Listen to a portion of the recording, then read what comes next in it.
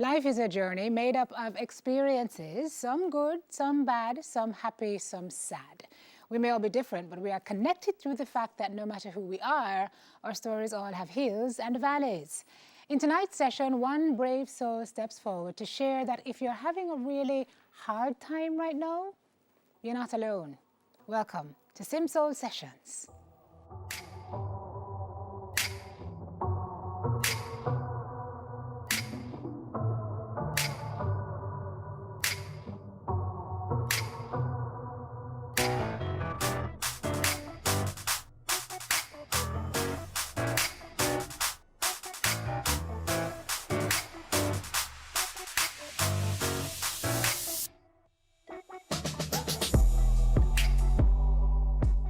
Hi everybody and welcome to the show. This week is one of the most important and necessary discussions we will ever have in this safe space.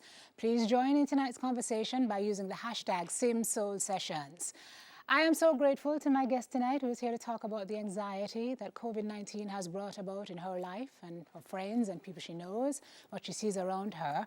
And she's here at the risk, she says, of being scoffed at, maybe, judged. It's okay. Her words to me were that if she can help one person tonight, then her job here would have been done. So it is my honor to welcome international human rights and environmental lawyer and co-host of the Morning Agenda on Power 106, Jodi-Ann Quarrie. Hello, my love. Hi. Good to have you with me in this space. The truth is that Jodi and I are having a discussion on camera that we have been having for months. Months of a running conversation of checking in with each other. How you doing? You're good? You're good? You're good? And checking in and realizing that we can have this conversation, so many people can't. Right. And are not having it. Not that they can't. Well, let's get into that because you say you're here tonight because you almost feel obligated. Yes, I feel I have a responsibility. Yes. So tell me about that. You said that the penalty for people talking about this is too high. There are so many people right now who are not doing well. They're not okay. But who do you tell? Do you tell your boss that you're not okay and therefore they have this impression that you cannot deliver the deliverables on time? Do you tell your children you're not okay when they're stressed out with online school, if they can get online? How do they do this? How do they pass their assignments? From all the way from primary school to university, students are having a really tough time coping. Who do you tell? Your partner who is going through the same global pandemic with you? Who do you tell? Your friends who at this point in time are struggling and really the empathy jar may be empty at this time. Who do you go to and have this conversation? And people need to have this conversation. Mm-hmm. Just the other day I saw a tweet of a lady in a supermarket line just standing there and crying. Because if you can't have the conversation, it will come out. But there's so many people who need to have spaces for that conversation but don't have anywhere to go or feel that they may pay the price if they open their mouths and say something. Mm-hmm. But we have spoken about it. I know you talk about it in your circles. When did you realize you were not okay? Realizing I was not okay was a gradual process. So let's not say it's a moment. Mm-hmm. It's feeling very trapped inside because I'm being good about having my mask on and sanitizing and staying inside. I end the show every day by saying, Tana ya yard. So if you don't have to do unnecessary going out, don't do it. But starting to feel now that I am restricted and I don't know how long this will last. Because if you say to people it's going to be 6 weeks or it's going to be, 3 months, we can go, all right, we'll do it. I think it hit me in September that this is going to be never ending. Like this, I don't have a date, I don't have a time, and I remember wanting to go out one night to get some work done. I was in the mood to do some work, I couldn't do work at home, I wanted to go out, and it was after curfew. And that's when it hit me that I couldn't go out. It was against the disaster risk management orders, but not only that, you just could not go out, nowhere was open. And that's when I think it hit me that the way we live life has changed, and I was doing it as a short-term, all right, welfare, a little bit sort of thing. And everything had shifted. And so I think in that moment I grieved because it's no longer just holding on until you can go back. It's grieving and having to let go of everything because going back's no longer an option. Yeah. So that spurred you to, I need to talk about this. Yes. And I need to talk to somebody who can help me understand what I'm feeling process what I'm feeling. Yes. You had been to therapy before. Yeah, and I'm such a passionate advocate for therapy. I love therapy. I think there's no real reason for you to reinvent the wheel. Why is it that you'll be sitting down there figuring out how to cope with something if somebody has already gone to school, there's a science, there's a way to do it, and they can level you up immediately? Kind of like going to the gym or going on an exercise program. You go, I want to lose 10 pounds. I may be able to work on it on my own. And I did a lot of work on my own. If you want to lose 150 pounds, 500 pounds, you may need a specialist. And so therapy for me was a good specialist place of me And realizing... pandemic is 150 Hold on, pounds. not 200, 500, 850.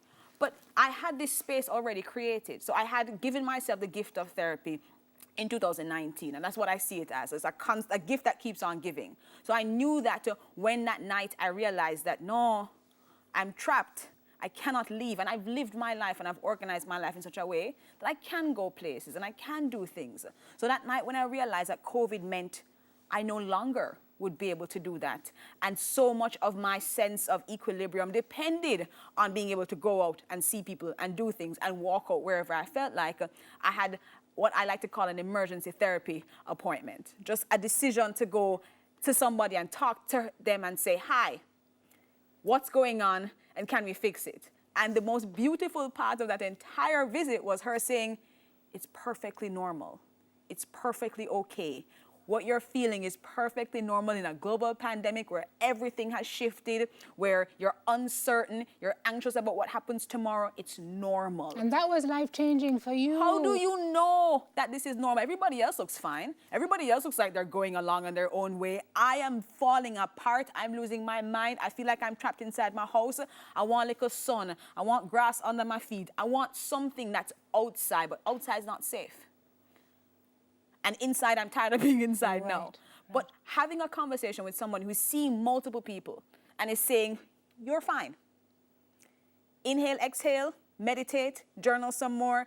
You have these tools that you have got through therapy that can help you. Just remember that you have them, but you're not freakishly abnormal. You're not crazy. Right, there's nothing crazy about what you're feeling right now. It's a global pandemic, and that has meant so much in the way people adjust to life, and I don't think we're talking about it, so people are feeling awful that they're not managing. Exactly. We're going to zero in on that. So she told you have the tools, and she gave you some more. Yes. Jodi's actually going to share what's in her toolkit with us tonight. I say us because...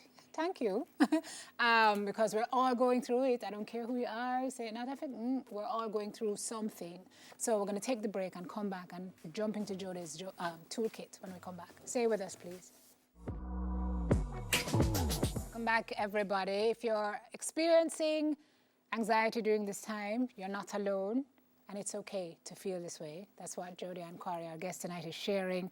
Her therapist shared with her that put her mind at ease, even though there's still things to work through. Yes. You work on morning radio, so a part of your job is to make people feel great about themselves. Yes.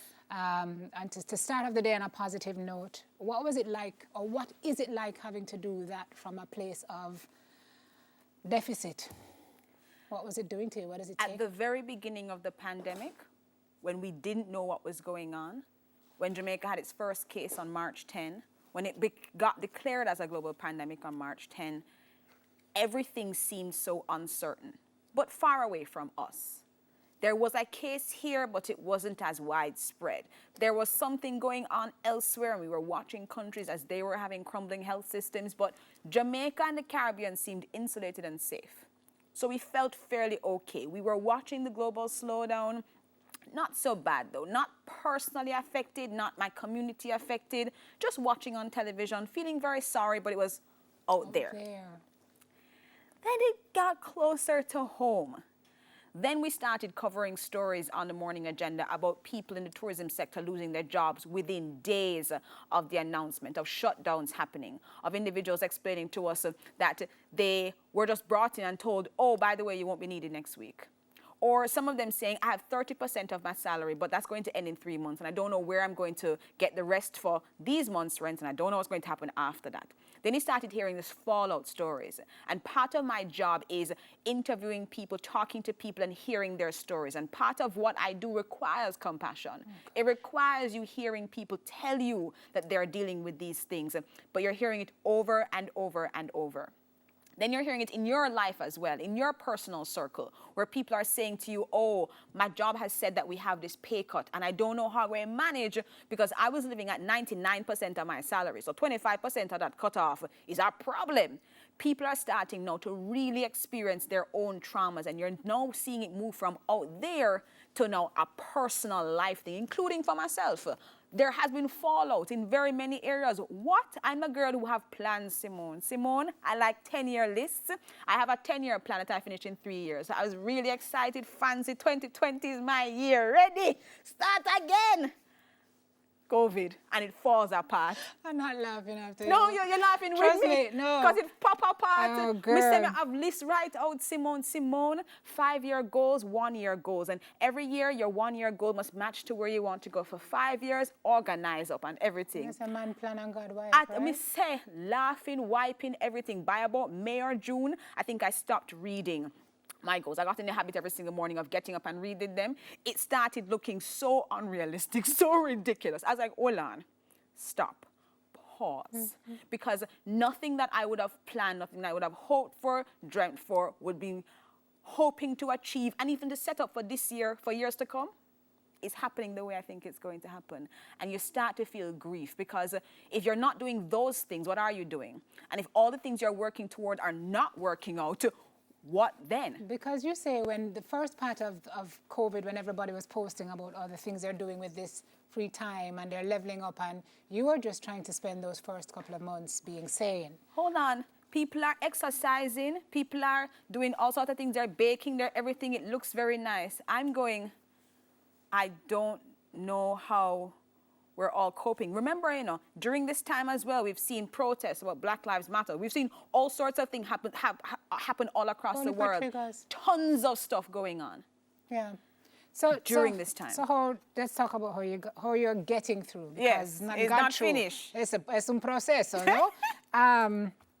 The first is you said, Simone, if I had a friend who spoke to me the way I speak to me, I would have to lose that friend. Oh, gosh. So you have to give yourself grace and be gentle with yourself. Gentle with myself, incredibly kind to myself. It's very easy for me to speak to you and say, no, man, Simone, take time, man. There's lots going on out there. Me to me, no, man, my girl, you're lazy today. You're not finished your work and you're supposed to finish it from 5 o'clock. I can't understand, you take so long. And what is going on? Listen to me, a bare excuse you give me. And that's me talking to myself with no understanding or compassion. No, I believe in being kind to myself, but also pushing myself to do things. But I was moving into extreme self-criticism mode where I wasn't allowing for any of what was going on all around me to be processed. And that it was heavy. Yeah. And that it was a lot. No. I was beating up on myself, and I would never allow anybody to speak to me like that. You said you learned not to compare your behind the scenes with somebody else's highlight reel. Yes. It's very easy. I tell you, social media is a very beautiful place that allows us the opportunity to see into people's lives in ways we never thought we would have before. But it also self-selects. What you choose to post tells a story. So when I was seeing pictures and stories of people who were going to XYZ and doing XYZ, when they were sitting at the dining room table going, how the pay cut going to work, or when they were struggling with their child and their child is crying because the work can't finish and they don't know how to assist their child, when they were sitting down and going, all my plans and dreams have fallen apart, when people had to move and go to places that they didn't want to and they weren't comfortable moving to because they didn't have enough money, nobody posted that. But the nice things got posted. In fact, I know some people who came off social media just because they were trying to manage all this and said that they didn't need to see all of these visuals. But it was very difficult when nobody's having this conversation about struggling. Everybody's posting the happy pictures. You are looking around and you're having conversations, but what they're posting or what they're saying isn't matching up to what you know is going on. Right. Gotcha. There's a planning phase that you kind of jumped into for this. You call it fear setting, something you read about. Tim Ferriss. I think is very useful for the folks watching tonight. Tim Ferriss he's a writer and a podcaster and a blogger, and he has this idea called fear setting. Part of what drives your anxiety, part of what drives your mind constantly rolling around and around in circles, coming up with panic plans, is that you don't quite have a plan. You're panicked about what may happen. You're not quite sure what to do if something happens. So fear setting says, write down the worst case scenario. If you do lose your job, who do you call first? Not just what will you do broadly. Who do you call first? Who do you call second? Persons. Which persons? Phone number beside it. Which bank account do you go into first and raid? Which investment do you break into? Which cousin do you call and remind them they owe you $15,000 and send it back? Who do you go to? Where do you move to? Who do you, it's practical plans that are broken down. So it stops it moving from, oh my gosh, I may lose my job, to you now having a concrete plan. What will happen if I lose my job? And you start going down that rabbit hole of, and if this happens, and so the worst that happens, because you've gone down this rabbit hole now of all the bad things that may happen, you feel at least secure that you have a plan. Correct. No, not everything's sorted out, but at least you have a starting point. Part of why you can't sleep at nighttime is because you're going around and round in circles in your head, but with no concrete plan to at least help you, it makes it very, very difficult for you to feel that that weight is moving off any at all. Correct, and that has helped in addition to the other tools. Oh, I have my plan worked out. I know that worst come to worst. I know what the next plan is. Packing up, going to X, Y. Like, I know, and that gives me a sense of security. It doesn't make everything disappear. I'm not being unrealistic. Right. We're still in the middle of the global pandemic. Right. But it does help me to have concrete plans, along with journaling and helping me write out what's going on in my mind, helping me be aware and mindful of this present moment. How do you feel right now? Yeah. But in journaling and in fear setting, I have concrete ways of addressing the anxiety that this time has caused. Well, I'm thinking that should worse come to worse and you plan to go somewhere, you're going to end up with one of these people. Let's have a look at this. I just wanted to let you know how much of a support you have been to me and to many people over the years. Our friendship has been a rich one, and it has been such a pleasure traveling along this life journey with you. And to this day, you are loved and you are supported. And I can't wait until we can go on our Thelma and Louise escapades once again. I'm so proud of you, and it's been a wild ride. We have so much experiences together, and I appreciate you. I am proud of all the work that you do while still remaining humble and still remaining my friend Jodi that I met all those years ago. It's so good to see you in that seat tonight. You've made us so very proud. I'm so proud of you, Jodi. Words can't explain and express how much I am proud of you. You are doing great things, my girl. And as you continue to excel, I just wish for you all the very best as you continue to have that passion, that drive just to do great things. Jodi, continue to be you, and you will continue to excel. Since the early 90s, I've been very honored to know the one and only Jodi-Ann Quarrie. She's always been that highly intelligent young lady with a big personality. And as you've grown and you've represented the underrepresented in the Caribbean and the world, I hope you go from strength to strength. Enough love, big up. And as things change, I hope they stay the same. I want to say thank you. Thank you for being an amazing role model any sibling can ask for. You show me the path to greatness, which is hard work, dedication to any task at hand. I want to let you know that all of my current and future accomplishments are really an extension of your own, as you have shown me the blueprint of greatness. I'm just here to say what you already know. Nothing but love for you. I'll always be here for you. Glad to have had you as a friend, a sounding board, and my voice of reason. I'm forever glad to have met you and known you for the past, 15 years? And on this journey as you go through awesome accomplishment after awesome accomplishment. Congratulations. You have done so well in all that you have been doing over the past years. I'm so proud of you. When I see your accomplishment, I just cannot believe this is my little girl. Great job, girl. Great job. Continue to reach for the stars. and don't let anything stop you. You know that we are always behind you as a family. We will be there watching out for you and helping you along the way. Just continue what you're doing, sweetheart, and reach for the stars. Love you. Keep doing what you're doing. Love you. I love you, and I can't wait to see you again. I'll always be here cheering for you. We've been through a lot, and I know we're going to go through more. Enough love, JQ. I love you so very much, and all the best in what you do. Love you loads. Still keep loving Soul Talk, still keep being who you are, and still love Kaizen music. Continue to do all of your hard work and dedication to any task at hand, and you will continue to flourish in the greatness that you currently have. Love you. I think it's safe to say you have somewhere to go should you need to. So my backup plan on my fear set is pack up and go back to my mother yard. So she said she love me. Look, I can go back. Hallelujah. Hallelujah. Yes. On that note, Mateka, you see why it's important to talk? Because you get to laugh. Amen. Oh, we'll be right back to wrap it up with Jodi.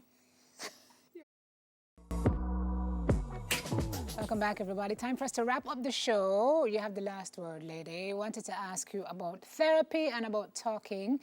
You said that you would like for people to understand that therapy is not about... You're not broken. It's not to fix you.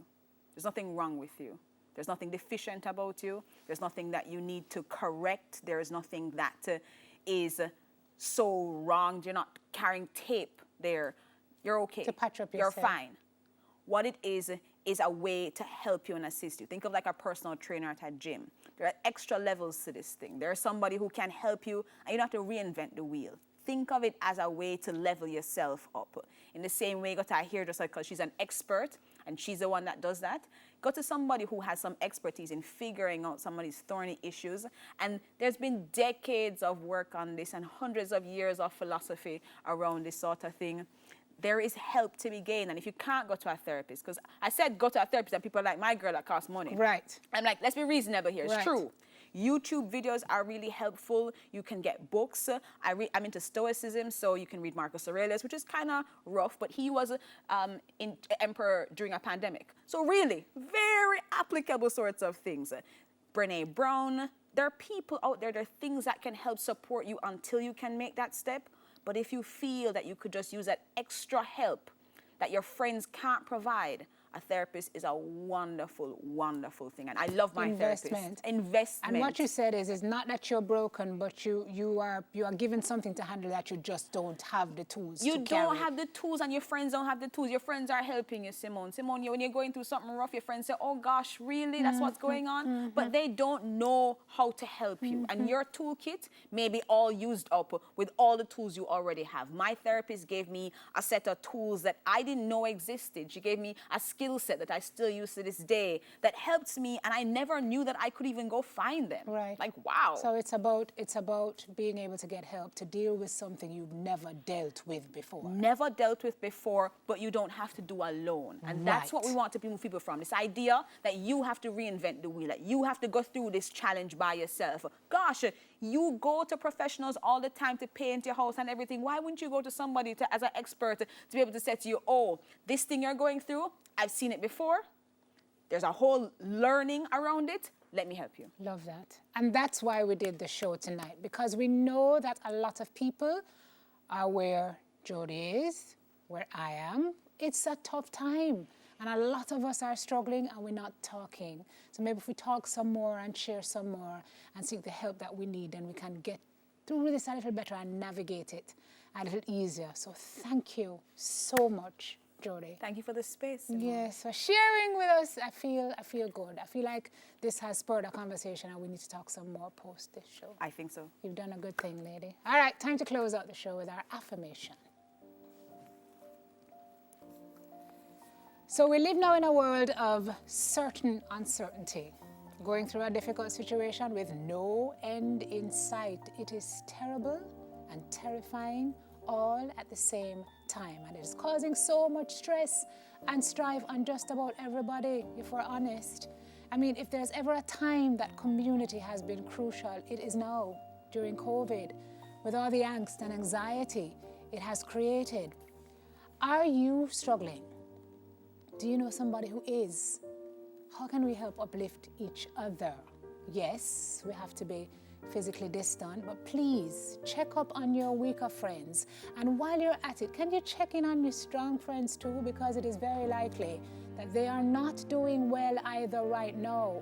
So a kind word, a kind gesture could be the thing that helps somebody to get through one more day. Jodi said if she could get somebody to go through one more day tonight, she would have done her job. So reach out for assistance without fear of judgment or shame, because we cannot carry this alone, people. This period has proven that we need each other, and the only way that we will get through this is together. But make no mistake, we will get through this, and even this too shall pass. Tonight, the affirmation is very simple.